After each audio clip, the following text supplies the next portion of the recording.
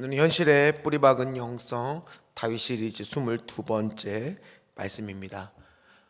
여러분도 혹시 다들 커피를 많이 마시실 겁니다. 근데 이제 커피 전문점을 가면 가장 많이 1위를 달리는 커피 전문점이 어디 프랜차이즈겠습니까? 그렇죠. 다 스타벅스, 소위 말해 별다방, 애칭으로 별다방이라고 하는 스타벅스 겁니다. 스타벅스 매출액이 얼마나 대단하냐 하면요, 우리나라 다른 커피 2위부터 7위까지 총 매출 금액을 합쳐도 1위 스타벅스를 따라갈 수가 없습니다. 그 정도로 우리나라에서 어마어마하게 팔린다라는 거예요. 심지어 이 스타벅스 매장 수가 전 세계에서 우리나라가 3위예요. 3위. 근데 좀 있으면 이제 이렇게 가다가는 2위가 일본인데 일본을 따라잡을 수도 있다라는 거예요. 근데 일본이 우리나라보다 인구가 더 많잖아요. 그만큼 스타벅스가 인기가 많다는 겁니다. 그럼 사람들은 왜 많은 커피 전문점이 있는데 왜 스타벅스 가서 그렇게 커피를 마시려고 할까? 그 스타벅스 CEO가 하워드 실츠라는 분인데 그가 낸 책에 보면 이런 말이 있습니다. 제가 읽어드릴게요. 고객들은 스타벅스의 커피와 사람들, 그리고 스타벅스에서만 느낄 수 있는 경험 때문에 스타벅스를 선택합니다. 그러니까 스타벅스에서만 뭔가 느낄 수 있는 그 무엇이 있다라는 얘기잖아요. 뭔가 남들하고 똑같이 커피를 마시는데도 유독 사람들이 스타벅스에서만 느끼는 무언가가 있다는 거예요. 뭔가 플러스 알파적인 부분이 있다라는 겁니다. 그거를 뭐라고 이야기했냐? 내가 별로 이렇게 직업이 있든 없든 간에 왠지 스타벅스에 가서 거기에 그런 게 있어요. 노트북을 피는데 꼭 애플 노트북을 펴야 돼요. 그걸 딱 피고 커피 한 잔을 딱 마시고 있으면 뭔가 내가 굉장히 커리어 우먼, 뭔가 그런 거 같은 감정을 느낀다라는 거예요. 그래서 직장인들이 목에 이렇게 딱 사원증을 들고 한 속에 스타벅스 커피를 뜨고 딱 나서고 있으면 내가 뭔가 성공한 사람들 같고 트렌디한 것 같고 세련된 것 같은 그런 이미지를 바로 스타벅스가 준다는 거예요. 그러니까 사람들이 어디를 가려고 그래요? 똑같은 값을 내면은 이왕이면 스타벅스에 가서 그 커피를 마시고 싶어 한다는 겁니다. 우리도 똑같아요. 여러분들도 새끼밥을 똑같이 먹고 믿는 사람이나 안 믿는 사람이나 그리스도인이나 비그리스도인이나 똑같이 생활을 합니다. 그러면 그리스도인들에게는 뭔가 다른 것이 있어야 되잖아요. 플러스 알파적인 부분이 있어야 하잖아요. 오늘 나오는 두 집안을 비교하면서 한 집안, 사울의 집안과 다윗의 집안은 뭔가 극명하게 차이가 나는, 왜냐하면 똑같은 왕국을 세웠거든요. 그런데 뭔가 하나님이 다윗의 집안에서만 주시는 플러스 알파라는 부분이 있다라는 거예요. 오늘 우리가 읽었던 성경 구절에 보면 다윗이 헤브론이라고 하는 곳에서 유다 지파 한 지파만 데리고 무려 7년 6개월이나 되는 동안에는 한 지파의 왕이었습니다. 그리고 시간이 헤브론에서 다윗이 왕을 세우고 나서 4년여가 더 지나고 나서 흩어진 세력들을 규합을 해갖고 아브넬이라고 하는 사울의 사촌이죠. 그러니까 그 사람이 이제 이브모셋이라고 하는 사울의 막내 아들을 데리고 사울의 집안들을 데리고 11지파를 규합해서 새로운 왕국을 만듭니다. 그런데 두 왕국에 이렇게 크기를 비교하는 지도가 있습니다. 우리 지도를 잠깐 보여주시겠습니까? 그 지도를 보면 아래쪽에 노란색 땅이 바로 헤브론을 중심으로 하는 다윗의 왕국이고요. 마하나임이라고 하는 곳에 수도를 정해서 그곳에서 이제 11지파를 거느린 이제 무비모셋이라고 하는 사울의 남은 지파. 땅덩어리만 봐도 누가 더 커요? 사울의 집안이 더 크죠. 그리고 사울의 지파는 11지파, 유다 지파는 한 지파, 다윗의 집안은 한 지파. 그러니까 국력의 차이가, 인구의 차이가 나요, 안 나요? 나요. 그러니까 시간이 지나면 당연히 지파가 많은 쪽이 유리해지는 게 상식적인 거예요. 정상적인 거예요. 근데 오늘 성경은 뭐라고 이야기하느냐? 두 왕국을 비교하면서 이렇게 말합니다. 사무엘하 3장 1절 말씀을 보면 두 왕국을 비교해서 이렇게 이야기합니다. 같이 읽도록 하겠습니다. 사울의 집과 다윗의 집 사이에 전쟁이 오래매 다윗은 점점 강하여 가고 사울의 집은 점점 약해져 가니라. 아멘. 상식적으로 보면 싸우면 싸울수록 인구도 많고 국력도 센 사울의 집안이 더 강해져야 돼요. 근데 오늘 성경은 누가 더 강해진다라고 말하고 있습니까? 반대로 일어나서 다윗의 집안이 더 강해지고 있다는 얘기예요. 그럼 다윗에게는 뭔가 플러스 알파적인 부분이 있어야 되는 거잖아요. 똑같이 커피를 마셔도 왜 사람들이 스타벅스에 가는 것처럼 왜 다윗의 집안은 갈수록 점점 더 강해지더라는 겁니까? 거기에 비밀은 사무엘하 2장 1절 말씀에 나와 있습니다. 같이 읽도록 하겠습니다. 그 후에 다윗이 여호와께 여쭈하르되 내가 유다 한 성읍으로 올라가리까? 여호와께서 이르시되 올라가라. 다윗이 아뢰되 어디로 가리까? 이르시되 헤브론으로 갈지니라. 아멘. 다윗이 헤브론에서 왕국을 세운 것은 하나님께 기도함으로 세운, 즉 그 플러스 알파가 뭐냐면 하나님의 인도하심으로 세운 왕국이라는 거예요. 하나님의 뜻으로 세운 것이라는 거예요. 그러니까 다윗에게 있어의 플러스 알파는 하나님의 뭐예요? 인도하심, 하나님의 뜻대로 가고 있는 거예요. 반대로 이스보셋이 세운 사울의 집안은 뭐예요? 겉으로 보기에는 11지파가 모인 것 같지만 기도하고 세운 게 아니라 서로의 이익과 정치적인 목적으로 세운 왕국이라는 거예요. 그러니까 똑같이 전쟁을 치르는데도 이상하리만큼 다윗이 점점 강해지고 사울의 집안은 점점 약해지더라는 거예요. 그걸 어떻게 알 수 있냐? 성경은 그 예로 사무엘하 2장 30절에서 31절에 보니까 두 집안이 전쟁이 났는데 결과가 이렇습니다. 한번 같이 읽도록 하겠습니다. 요압이 아브넬 쫓기를 그치고 돌아와 무리를 다 모으니 다윗의 신복 중에 19명과 아사엘이 없어졌으나 다윗의 신복들이 베냐민과 아브넬에게 속한 자들을 쳐서 360명을 죽였더라. 아멘. 다윗 쪽에서는요, 목숨을 잃은 사람이 지금 몇 명이라고 하느냐? 아사엘이라고 하는 요압 장군의 막내 동생을 비롯해서 20명. 저쪽은 사울의 집안은 무려 몇 명이에요? 360명. 그러니까 어마어마하게, 이게 말도 안 되잖아요. 똑같이 전쟁을 치르는데도 한쪽이 말도 안 되게 지금 승리하고 있다는 얘기예요. 오늘 이런 은혜가 금요기도에 나온 저와 여러분들에게도 있으시기를 주의 이름으로 축원합니다. 똑같이 우리가 생활하는데도 믿는 여러분들에게는 하나님의 뜻과 하나님의 인도하심이 있기를 간절히 축복합니다. 똑같이 생활하는데도 뭔지 모르게 나는 내가 하는 일 가운데는 잘 되는 것이 있는 거예요. 갈수록 더 잘 되는 거예요. 강성해지는 거예요. 반대로 저 사람은, 안 믿는 사람들은 나하고 똑같이 생활하는데 갈수록 약해지는 거예요. 이런 은혜가 있으시기를 주의 이름으로 축원합니다.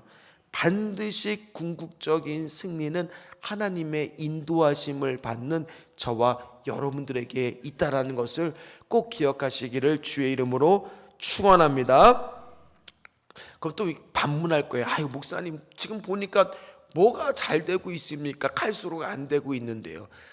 그러나 하나님의 인도하심을 믿는 우리들은, 제가 얘기했잖아요. 지금 당장이 아니더라도 갈수록 믿음을 가지고 인내하면, 견디면 하나님의 인도하심을 받는 우리에게는 플러스 알파의 하나님의 도우심의 능력이 임하게 될 줄 믿습니다. 위는요, 가만히 있어도 하나님이 도와주시는 거예요. 하나님이 축복해 주시는 거예요. 하나님이 함께 하시는 거예요. 그래서 하나님의 축복으로 갈수록 커져만 가고요. 반대로 악인들은 겉으로 보기에는 화려하고 커 보여요. 덩치도 더 좋아 보여요. 그러나 갈수록 점점 쇠퇴하게 되는 그런 은혜가 있게 될 줄 믿습니다. 첫 번째, 그래서 사울의 집안과 달리 다윗의 집안은 어떤 축복이 성경에 나오느냐, 사무엘하 3장 2절 말씀을 한번 같이 보도록 하겠습니다. 다윗이 헤브론에서 아들들을 낳았으되 맏아들은 암논이라 이스라엘 여인 아히노암의 소생이요부터 시작을 해서요, 쭉 5절까지인가가 6명의 다윗의 아들들이 줄줄이 나옵니다. 그러니까 뭐예요? 다윗의 집안은 뭐가 있는 거예요? 지금 자녀의 축복들이 생기고 있는 거예요. 그 말은 뭐예요? 첫 번째, 가정이 뭐하고 있는 거예요? 지금 복 받는 거예요. 오늘 여기 계신 분들도 제가 정말 주의 이름으로 간절히 축원합니다. 여러분들 가정들도 주의 뜻에 인도하심에 따라 갈 때마다 갈수록 축복을 받고 강해지는 번성하는 은혜가 있으시기를 주의 이름으로 축원합니다. 우리 추진 목사님이요, 얼마 전에 그런 얘기를 하더라고요. 신전주 교회에 와서 행복하다고. 왜냐하면 결혼한 지 한 3년 됐나요? 3년 됐는데 이번에 아이가 생겼는데, 그 아이가 생기고 나서 이제 그 성별을 이제 이번에 나왔거든요, 이번 주에. 그러면서 두 사람이 공통되게 다 뭐를 원했는 줄 아세요? 아들을 원했을까요? 딸을 원했을까요? 어이씨, 어떻게 다 아세요? 뭐 광고하고 다녔어요? 딸을 원했다는데 뭐가 나왔어요? 반전은 없었어요. 딸이 나왔다고 너무 좋아하더라고요. 그것처럼 하나님을 믿는 가정은요, 계속 자녀들의 은혜와 축복이 임하게 될 줄 믿습니다. 왜냐하면 사울의 집안에서는요, 지금 이제 남은 자녀가 없어요. 다 아들들이 지금 전쟁 중에 다 죽고 누구 하나 남았어요? 이스보셋 하나 남았는데 이 막내 아들조차도 자녀가 있는지 없는지 잘 나와 있지 않아요. 계속, 근데 다윗의 집안은 아들들이 계속 나와요. 근데 그 당시에 아들들은 뭐예요? 왕위를 계승하는 것뿐만 아니라 힘이고 축복의 상징이고 풍요의 상징이고 노동력이고 군사력이에요. 따라서 아들을 많이 갖는다는 얘기는 내가 축복을 받았다라는 증거예요. 반대로 사울의 집안은 지금 어떻습니까? 갈수록 지금 다 죽고 나서 이제 막내 아들, 근데 이 막내 아들은 전쟁에 나가지 못했어요. 그래서 성경학자들은 왜 전쟁에 못 나갔을까, 뭐 여러 가지 얘기를 하지만 그 중에 한 가지는 이 아들이 좀 모자라지는 않았을까, 또는 겁이 내지 않았을까, 아니면 왕위가 끊어질까 봐 한 명을 남겨두지는 않았을까. 그렇게 돼서 남은 아들이 이 이스보셋이라는 겁니다. 특별히 우리 신전주 교회는 그래서 제가 여기 왔을 때 첫 번째, 가정이 복을 받아야 되겠다, 이런 생각을 먼저 했습니다. 그래서 우리가 먼저 가정에서 뭐를 시작했느냐, 예배를 좀 드리라, 이런 말씀을 제가 드렸어요. 그래서 토요일마다 가정 예배를 드리고, 때로는 뭐 매주가 아니더라도 그렇게 가족들이 모였을 때 예배를 드린 사진들을 이렇게 함께 우리가 공유를 했습니다. 그런데 그때 어떤 일이 있었느냐, 아니 어느 날 보니까 그 가족들 중에서 자녀들이 기도 제목이 뭐였냐면 교회에 오는 거였는데, 아니 어느 날 보니까 주일에 예배에 나와 있는 거였어요. 그래서 쫓아가서 또 제가 또 물어봤죠. 그래서 또 이야기를 나눴죠. 그것처럼 가정이 뭐하기 시작하는 거예요. 우리 교회가 복 받으려면 가족이 먼저 축복받아야 될 줄 믿습니다. 오늘 이 말씀이 다윗의 집안뿐만 아니라 여기 계신 분들의 집안도 갈수록 흥왕하시기를, 축복받으시기를, 복받으시기를 주의 이름으로 축원합니다. 밖에서 아무리 우리가 좋은 일이 많아도요, 가정이 먼저 뭐 해야 돼요? 안정이 돼야 되고 화목해야 되잖아요. 가정에 소망이 있어야 여러분들이 기쁨이 넘치죠. 가정에 우환이 있어 봐요. 밖에 나와서 일이 제대로 손에, 하나님을 믿는 우리들은 먼저 어디부터? 가정부터 여러분들이 회복이 있으시기를 주의 이름으로 축원합니다. 그래서 이번 주에 뭐를 하느냐, 패밀리 주일을 하잖아요. 그래서 패밀리 주일 때 우리가 혹시나 안 믿는 자녀들이 있거나 또 지인들이 있거나 그런 분들 초대를 해서 이제 어떻게 할 것이냐, 그래서 뭐를 빌렸어요? 인생 네컷 사진관을 빌려서 추억도 만들고, 그리고 재료들이 속속히 왔지만 이제 저희가 이제 사역자들이 섬겨서 팝콘도 먹고. 그리고 여러분들 팥빙수 좋아하세요? 와, 팥빙수 안 좋아하세요? 팥빙수도 만들어서 나눠드리고, 그러면서 중간중간에 이제 투어라든지 이런 게임들, 신발 던져서 관용하게 넣기, 이런 뭐 재미들을 하면서 이게 뽑기권을 주면 그걸 가지고 이렇게 뽑기를 뽑아서 1등이 딱 당첨이 되면 가족들끼리 다 밥을 같이 먹을 수 있는 상품권, 이런 것들을 준비를 했습니다. 그리고 뽑기에 따라서 뭐 라면 한 박스도 라면 한 박스라는데 큰일 났네. 한 박스 드리면 난리 났는데 라면 번들 제품도 드리기도 하고, 그다음에 과자 세트도 드리기도 하고, 여러 가지 그런 다양한 게임들을 통해서 가족끼리 좋은 추억을. 그래서 중요한 것은 바로 뭐냐면 가족끼리 나와서, 그렇게 안 믿는 분 또는 믿는 분들끼리 다 나와도 가족끼리 참여해도 좋습니다. 중요한 건 뭐예요? 가정이 먼저 바로 서야 된다. 가정이 먼저 같이 안에서, 하나님 믿는 안에서 우리가 축복받아야 된다. 그래서 우리 신전주교회는 특별히 오늘 이 말씀을 묵상을 하면서 첫 번째, 하나님, 그렇습니다. 우리가 밖에 선교하는 거 너무너무 중요합니다. 이거 하나님의 지상명령입니다. 반드시 해야 됩니다. 그러나 또 하나, 그러나 우리 안에 있는 우리 가정들도 하나님 복받게 하여 주시옵소서.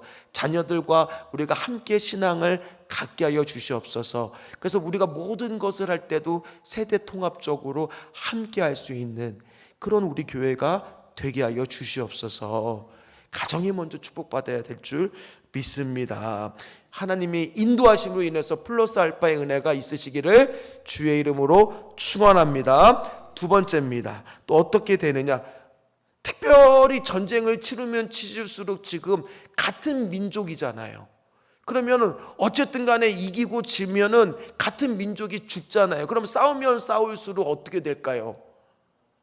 서로, 우리가 특별히 분단 국가라서 알잖아요. 싸우면 싸울수록 서로에게 상처를 주는 거고, 다윗이 나중에 이스라엘 통합 왕국이 되겠지만은 전쟁을 너무 오래 치르면 치를수록 다윗이 적들한테는 이스라엘 지파들 사람들을 죽인다는 것은 좋은 일이 결코 아닙니다.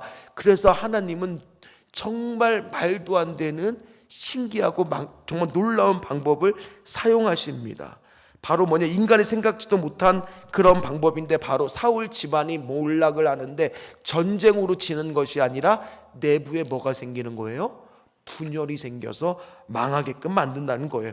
당시에 이 이브보셋이라고 하는 사울의 집안에는 막강한 사람이 있었습니다. 그게 누구였냐면 사울의 사촌인 아브넬이라고 하는 사람입니다. 사무엘하 3장 6절입니다. 같이 읽겠습니다. 사울의 집과 다윗의 집 사이에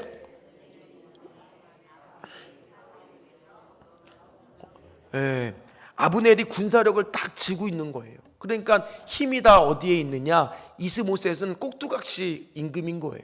누가 다 힘을 쥐고 흔드는 거예요?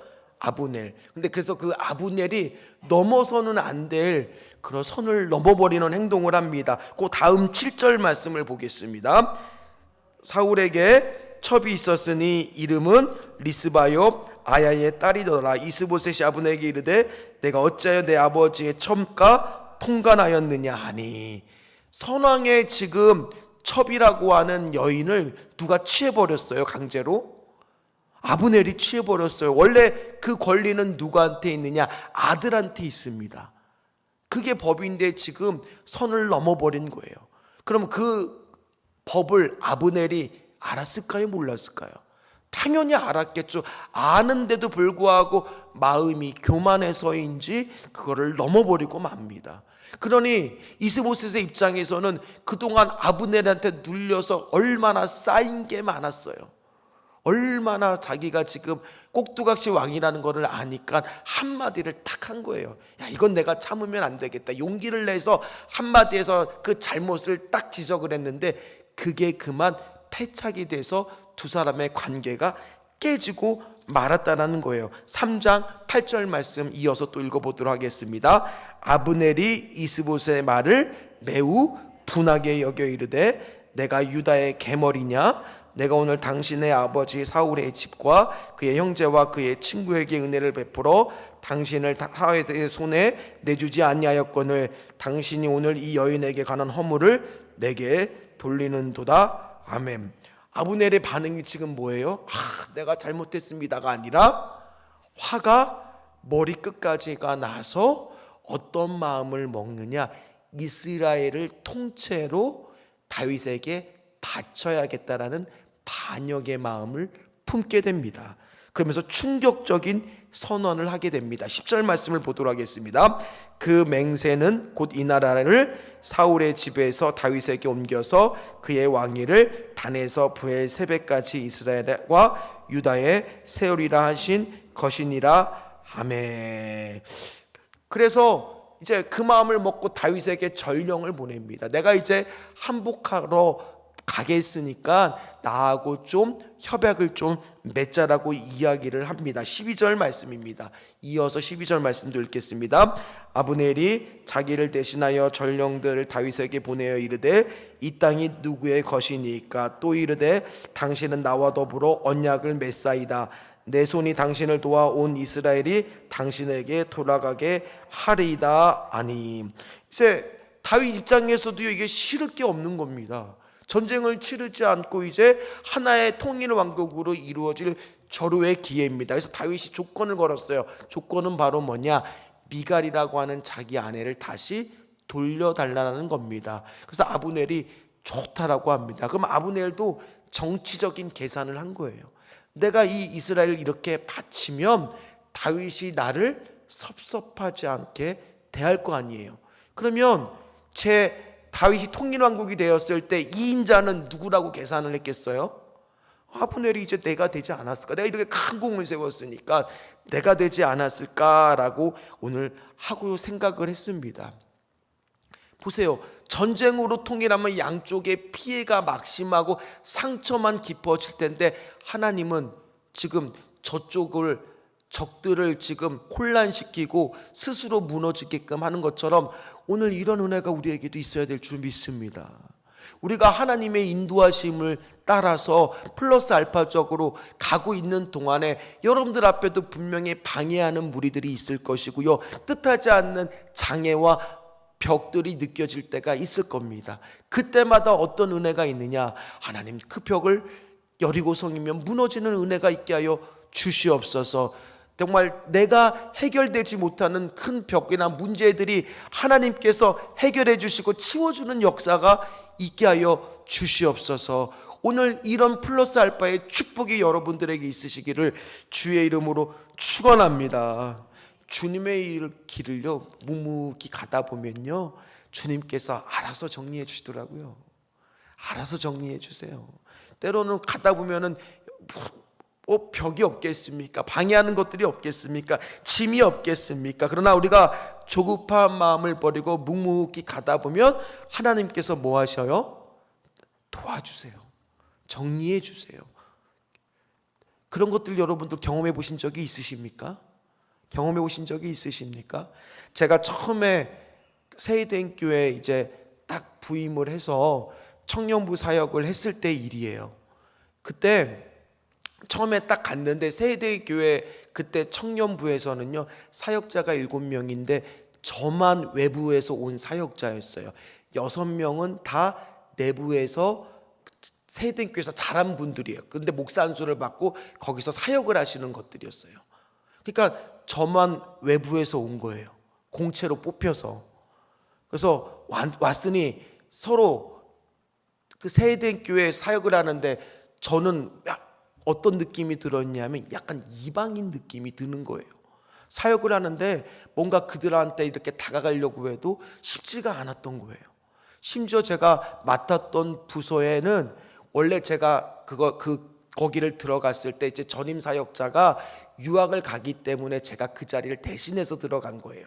그런데 그 전임 사역자가 세대인 교회 장로님 아들이었는데 그분이 유학을 가기로 다 해놓고 제가 왔는데 그만 그 아들이 허리가 디스크가 걸리는 바람에 유학을 못 가게 돼버린 거예요. 그러니까 저는 지금 어떻게 된 거예요? 공중에 갑자기 붕 떠버리게 된 거예요. 근데 이제 그렇다고 이분이 아주 수석 장로님 아들인데 얼마나 담임 목사님이 아끼는 장로님의 아들이기 때문에 청년부에서 리더십이 2개가 돼버린 거예요. 그러니까 그 사역은 제가 하지만 그분도 함께 청년부에 있다 보니까 그러니까 시간이 가면 갈수록 처음에 너무 힘든 거예요. 왜냐하면 저를 따라줘야 될 많은 리더들이 누구를 처음에 저한테 바로 오는 게 아니라 다 그 목사님한테 가서 상의를 하는 겁니다. 그럴 수밖에 없죠. 당연히 그 목사님이 나빠서 그런 게 아니라 그 부서를 오랫동안 맡았기 때문에 어쩔 수 없이 그 마음이 그쪽에 처음에 쏠릴 수밖에 없잖아요. 그러다 보니까 한 간사하고 저하고 부딪힘이 생겼어요. 그 간사가 갈수록 제가 하는 일들에 대해서 계속 반대를 하고 회방을 놓더라는 거예요. 그럼 제가 어떻게 하겠어요? 기도할 수밖에 없었어요. 정말. 왜 그러냐면은 자꾸 안 좋은 소문을 내는 거예요. 뭐냐면은 김건준 목사가 담임 목사님을 안 좋아하더라. 김건준 목사가 이렇게 하는데 뭐가 잘못됐다라는 걸 자꾸 어디 가서 참소를 하고 저를 뒤에서 이야기를 하기 시작하는 겁니다. 그러니까 저에 대한 인식이 어땠겠어요? 거기 다 사역자가 어디 출신이라고요? 그 교회 출신들인데 저만 아니다 보니까 너무너무 괴롭고 힘든 겁니다. 그래서 기도했어요. 하나님 도와달라고. 그래서 처음 6개월을 하고 나서 그 디렉터 목사님한테 가서 이야기를 듣는데 결과가 너무 안 좋다 보니까 제가 많이 혼나고 꾸지람을 좀 당하는 일이 생겼습니다. 그러나 이제 그때 그 디렉터 목사님이 그래도 감사하게 저한테 기회를 한 번 더 주셨어요. 한번 잘 해보라고, 이거를 잘 이렇게 해보라고. 근데 참 감사하게도 시간이 지날수록 하나님의 인도하심을 입은 쪽에서는 어떻게 된다고 점점 강해져요, 약해져요? 강해져요. 하나님이 도와주세요. 점점 그렇게 반대했던 한 명 한 명의 리더들이 그래도 계속 제가 묵묵히 주의 길을 가다 보니까 한 명씩 돌아오기 시작하는 거예요. 그리고 그 목사님도 저를 도와주려고 애를 많이 쓰다가 보니까 결국에는 1년이 지나고 나서 원래 그 청년부가 출석률이 많이 떨어졌다가 1년 만에 다시 회복을 하게 됐어요. 그리고 나서는 평가가 바뀌기 시작했어요. 뭐예요? 하나님의 인도하심이 있더라는 거예요. 여러분도 분명히 가다 보면 때로는 여러분들을 힘들게 하는 사람 만나요, 안 만나요? 만납니다. 여러분들을 괴롭게 하는 일들이 있어요, 없어요? 있습니다. 그러나 오늘 말씀을 보니까 우리가 하나님의 뜻대로 행하면 하나님의 인도하심을 받는 우리에게는 플러스 알파 힘만 있다면 갈수록 어떻게 돼? 우리는 결국에는 승리하게 됩니다.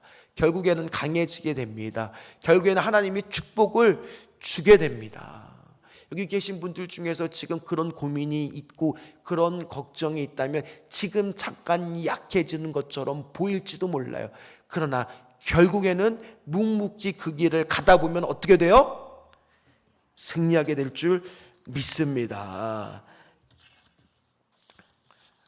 오늘 다윗은요, 미갈이라고 하는 그 아내를 이제 다시 회복하게 되면 이제 이스보셋만 없게 되면 합법적으로 사울의 왕위도 있게 되고 다윗은 이제 한 지파가 아니라 11지파의 뭐가 되는 거예요? 다 합법적인 왕이 될 수 있는 권한도 주어지게 됩니다. 그래서 이 아브넬이 굉장히 그 다윗에게 잘 보이기 위해서 이리저리 막 떠다닙니다. 베냐민 장로도 만났다가 다른 지파들 장로들도 만나서 뜻을 모아서 이제 다 마련해 놨어요. 이제 이렇게 해서 이제 이스라엘을 그대로 다윗한테 바치면 됩니다. 그리고 다윗을 20명의 부하들과 함께 찾아가서 언약을 맺습니다. 그리고 편안히 이렇게 돌아갑니다. 그런데 여기서 뜻하지 않는 변수가 하나 생겨요. 그게 바로 뭐냐면 이 요압이라고 하는 장군이 이 다윗의 편에서의 용감한 장군이었는데 그 장군의 막내 동생 아사엘을 죽인 사람이 누구냐면 아브넬이에요. 그러다 보니까 이 요압 장군에는 누구에 대한 복수가 있었느냐? 동생에 대한 복수가 있었어요. 그래서 이 아브넬이라고 하는 사람을 편안히 돌아가게 했는데 다시 전령을 보내서 이렇게 부릅니다. 거짓으로 부른 다음에 뭐예요? 성문에 가서 그만 복수로 해서 아브넬을 죽여버리고 맙니다. 그랬더니 소문이 어떻게 났겠어요? 야, 이거 다윗이 아브넬을 죽였더라. 이렇게 소문이 난 거예요. 누가 했는데? 요압이 했는데, 아니 누가 한 것처럼 다윗이 시켜서 요압이 그렇게 한 것처럼 소문이 난 거예요. 사무엘하 3장 31절에서 32절 말씀, 22절 3장 22절 말씀을 먼저 읽도록 하겠습니다. 사무엘하 3장 22절 말씀입니다. 다윗의 신복들과 요압이 적군을 치고 크게 노력한 물건을 가지고 돌아오니 아브넬은 이미 보냄을 받고 평안히 갔고 다윗과 함께 헤브론에 있지 아니한 때라. 그리고 나서 이제 다시 아브넬을 불러서 그렇게 죽인 다음에 그 세상 사람들의 민심이 잘못하면은 지금 다윗을 떠나게 생겼어요.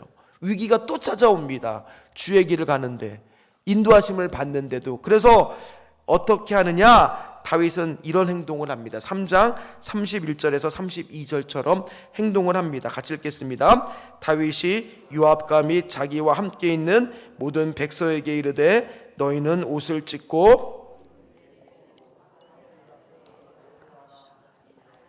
상여를 따라가 아브넬을 헤브론에서 장사하고 아브넬의 무덤에서 왕이 소리를 높여 울고 백성도 다 우니라. 아멘. 그 위기를 어떻게 돌파해요? 진심으로 그 사람을 위해서, 진짜 다윗이 계산한 건 아니었지만은 가서 울어주고 애가를 짓고 금식까지 합니다. 그러니까 사람들이 어떻게 생각하느냐?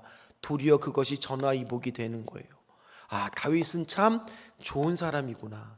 다윗은 참 선한 사람이구나. 우리가 나중에 다윗을 따라도 다윗이 우리에게 복수하지도 않을 것이고 다윗이 우리를 참 따뜻하게 잘 지도할 왕이구나. 이렇게 플러스 알파 하나님의 도우심으로 상황이 도리어 역전이 되는 겁니다. 3장 37절 말씀을 보도록 하겠습니다. 사무엘하 3장 37절 말씀 같이 읽도록 하겠습니다. 그날에야 온 백성과 온 이스라엘이 네리 아들 아브넬을 죽인 것이 왕이 한 것이 아닌 줄을 아니라. 어떻게 돼요? 상황이 하나님이 다 인도하심으로 시간이 갈수록 적들은 점점 약해지고 정리가 되는 플러스 알파의 은혜가 있더라는 거예요. 오늘 여러분들도 살아가면서 그 하나님의 인도하심, 하나님의 도우심을 경험하시기를 주의 이름으로 축원합니다. 그럼 이제 북이스라엘은 어떻게 되겠어요? 군사력의 핵심인 아브넬이 죽자마자 어떤 일이 일어났냐? 이브모셋이 사무엘하 4장 1절입니다. 같이 읽도록 하겠습니다. 사울의 아들 이스보셋은 아브넬이 헤브론에서 죽었다함을 듣고 손에 맥이 풀렸고 온 이스라엘이 놀라니라. 어떻게 됐어요? 이스보셋은 이제 맥이 풀려버리고 이제 어떻게 될지 몰라서 이제 우왕좌왕하는 그때에 바나비라고 레갑이라고 하는 두 명의 장군이 이 이스보셋을 죽어서 그대로 시신을 목을 쳐서 다윗에게 갖다 바쳐요. 그리고 나서 결국 사울의 집안은 완전히 뭐 해야 돼요? 몰락하고 맙니다. 상황은 다 끝나고 맙니다. 결국에는 뭐냐? 하나님을 믿는 사람들에게는 뭐가 있어요? 하나님의 뭐가 있어요? 인도하심이 있는 거예요. 하나님의 보호하심이 있는 거예요. 하나님의 도우심이 있는 거예요. 그걸 우리는 경험하는 거예요. 그걸 우리는 삶 속에서 하나님의 살아계심을 경험하는 겁니다. 오늘 말씀을 마무리하도록 하겠습니다. 오늘 말씀을 묵상을 하는데 한 찬양이 떠올랐습니다. 더우세요? 혹시 더우세요? 부채질하신 분이 많으셔갖고 뒤에 에어컨을 하나만 좀 켜주세요. 이쪽 하나만 켜주세요. 더우신 것 같아요. 한 찬양이 떠올랐는데 그 찬양은 뭐냐면 나 가진 재물 없으나, 그 가사에 보면은 뭐예요? 나 남이 없는 게 있대요. 그게 뭐랍니까? 나 남이 못 본 것을 보았고, 나 남이 듣지 못한 음성 들었고, 나 남이 받지 못한 사랑 받았고, 나 남이 모르는 것 깨달았는데, 그게 바로 뭐래요? 하나님이 나와 함께 하신다라는 거예요. 하나님이 나와 함께 하신다라는 거예요. 하나님이 나를 인도하신다라는 거예요. 하나님이 나를 도와주신다라는 얘기예요. 그래서 우리는 갈수록 뭐 할 수밖에 없어요? 사무엘하 3장 1절 말씀 오늘 붙들고 기도할 때 우리는 갈수록 뭐 할 수밖에 없습니까? 강해질 수밖에 없을 줄 믿습니다. 하나님이 우리 가정에 복을 주실 줄 믿습니다. 나 앞에 있는 문제들 나는 묵묵히 하나님의 뜻을 따라 순종하고 가는 것뿐인데 하나님이 알아서 정리해 주시고 알아서 무너지게 하는 은혜가 있게 될 줄 믿습니다. 여기 계신 분들 중에서 지금 걱정과 고민 가운데 기도하러 나오신 분이 있습니까? 하나님께서 알아서 그 문제를 인도하시고 보호하시고 도와주시는 은혜가 있으시기를 주의 이름으로 축원합니다. 주여, 하나님 이 문제 때문에 내가 늘 걱정합니다. 내가 늘 염려합니다. 내가 늘 정말 하나님 어떻게 할 수가 없습니다. 내 힘으로는 할 수가 없습니다. 그때 하나님의 플러스 알파적인 보호하심과 도우심의 역사가 있게 될 줄 믿습니다. 여러분들 가정이 그렇게 되기를 간절히 소망하고요. 우리 신천주 교회가요 갈수록 그렇게 되기를 간절히 소망합니다.